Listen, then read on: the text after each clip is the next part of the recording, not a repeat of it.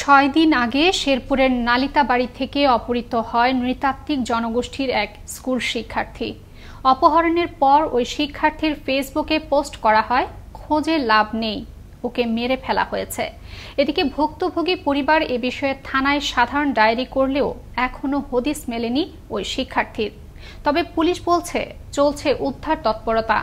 শেরপুর থেকে মারুফুর রহমান এবং ওমর ফারুক সুমনের পাঠানো তথ্য, ছবিতে থাকছে বিস্তারিত।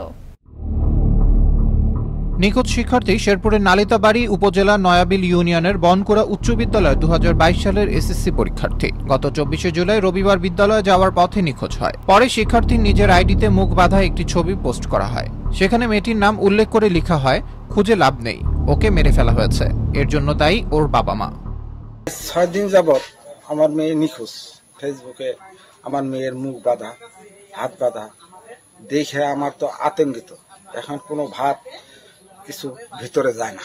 থানায় ডাকছে, থানায় গেলাম, ওসি সাহেবের কাছে জিজ্ঞেস করলাম, কি করলাম, ফোন করলাম, ওসি সাহেব বললো এটা আমরা দেখতেছি। 6 দিন হলো আমি এখনো খোঁজ পাচ্ছি না। নিখোঁজের পূর্ব মুহূর্তে গত রবিবার সকাল আনুমানিক 10টার দিকে নিখোঁজ ওই শিক্ষার্থীর মায়ের কাছে দুটি অপরিচিত নাম্বার থেকে ফোন আসে। শিক্ষার্থীর শিক্ষক পরিচয় দিয়ে বলা হয়, সংসদ সদস্যের তহবিল থেকে কিছু শিক্ষার্থীকে অনুদান দেওয়া হবে। মায়ের অনুমতিক্রমে অনুদান আনতে বিদ্যালয়ে যাওয়ার পথেই নিখোঁজ হন ওই শিক্ষার্থী। পরিবারের দাবি তাকে অপহরণ করা হয়েছে। আমার ফোনে ফোন দিয়ে বলছে যে আপনি সীমার আম্মু না? আমি বলছি হ্যাঁ আমি সীমার আম্মু। আপনার সীমাকে পাঠিয়ে দেন স্কুলে, মতিয়া চৌধুরী অনুদান দিবে। আবার কিছুক্ষণ পরে আবার ফোন দেয় যে আপনার মেয়ের এখনো পাঠান না, ফাহিমা উর্মি এসে গেছে, তার বান্ধবী। এদিকে শিক্ষার্থী নিখোঁজের 6 দিন অতিবাহিত হওয়ার পরও মেয়ের সন্ধান না পাওয়ায় ক্ষুব্ধ স্বজনরা। আদিবাসী সংখ্যালঘু হিসেবে এটা আমরা সরকারের কাছে আকুল আবেদন, এটা খুব যাতে কঠিন একটা বিচার হয়। সান্ত্বনা স্বরূপ বলতেছে যে আপনার মেয়ে পাবেন, চিন্তা করবেন না, মেয়ে পাবেন, চিন্তা করবেন না। কিন্তু আসলেই আমরা কিন্তু কতটুকু তার আগাইলো আমরা এখনো বুঝতে পারতেছি না। এদিকে শিগগিরই নিখোঁজ শিক্ষার্থীকে উদ্ধারে জোর তৎপরতা চলছে বলে মুঠোফোনে জানান এই কর্মকর্তা।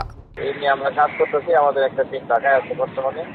আমরা ধারণা করতেছি এটা আসলে অপহরণ না হতে পারে, আমার কোনো টেম্পোরারি কোনো কিছু একটা হতে পারে। আমাদের প্রাথমিক তদন্তে যেটা মনে হচ্ছে প্রযুক্তিগত কাজ আছে। দ্রুতই চিহ্নিত হবে অপরাধীরা, আর এ ব্যাপারে কঠোর পদক্ষেপ নেবে প্রশাসন, এমনটাই বিশ্বাস ভুক্তভোগীর পরিবার, স্বজন ও এলাকাবাসীর। আবরার আহমেদ মাহি, আনন্দ টিভি, ন্যাশনাল ডেস্ক।